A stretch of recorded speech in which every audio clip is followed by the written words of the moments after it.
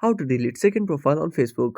Hello everyone, this is Max. Welcome back to another tutorial video. So let's start without wasting any time.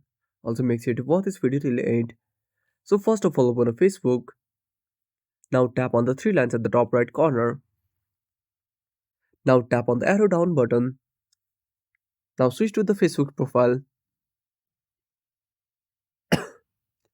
Now tap on the three lines at the top right corner. Now scroll down and tap on settings and privacy. Now go to settings. Now tap on account center. Now tap on personal details. Now tap on account ownership and control. Now tap on deactivation or deletion. Now tap on select. Now click on secondary profile.